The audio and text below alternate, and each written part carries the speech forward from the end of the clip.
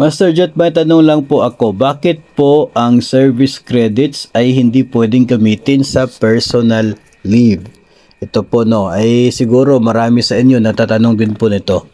Actually, mayroon po tayong una, DepEd Order dyan, no? DepEd Order number 53, Series of 2003, na kung saan ay sinasabi na itong vacation service credits, madalas, nai-stress tayo kasi may salitang vacation doon. Pero malinaw po na yung service credits doon ay gagamitin lang siya kapag nagkakasakit, no? Itong si teacher. Yun po yung nilalaman doon sa DepEd Order number 53, Series of 2003. Ito po, vacation service credits are used to offset absences of a teacher due to illness. To offset absences on account of illness, one workday service credit is used to offset 1 day of absence. So, isang service credit para sa isang araw na absent si teacher due to illness. Tapos, meron din pong Memorandum Circular number 41, Series of 1998, itong Civil Service Commission, no? Doon po sa dito pa rin sa tinatawag pa rin niya na vacation service credits ay nakalagay po talaga doon na gagamitin siya kapag illness ni teacher. Yung usapin kasi sa personal leave, yung vacation leave ay ito pong panahon ng school break at saka po yung Christmas vacation. Yun po yung tinatawag na vacation leave ni teacher. No, vacation leave si teacher that time.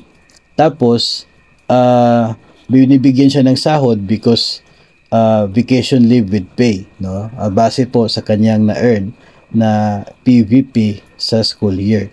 Pero dahil meron na siyang vacation leave na with pay, yung sick leave na naman niya ay doon kukunin sa service credits. So para meron siyang sick leave, meron pa siyang vacation leave. So yun po yung mga naging dahilan kung bakit hindi mo pwedeng gamitin ng nagbabakasyon ka itong service credits mo, kasi dapat talaga siya base po sa atin po mga binasa at sa atin pong sinabi sa inyo ay base po doon talaga pong kapag illness lang yung pwede gamitin itong ating service credits.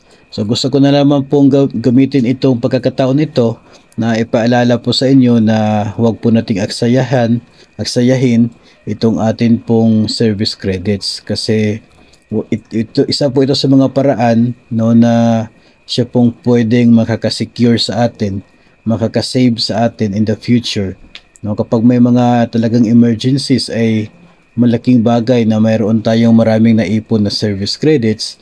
Kapag may mga talagang mahirap na sitwasyon, nagkakasakit ka o kaya ay mga part ng pamilya mo, kasi part po yun, immediate family, pwede ka mag-apply ng sick leave, no? So pwede mo gamitin yung service credits mo. Tapos at the same time, kung talagang hindi mo talaga siya magagamit at magre-retiro ka na, that's the time na pwede mo siyang ubusin through the terminal leave. So malaking bagay talaga itong pagkakaroon o pag-iipon ng atin pong service credits. Kaya wag po nating sayangin itong service credits na ito.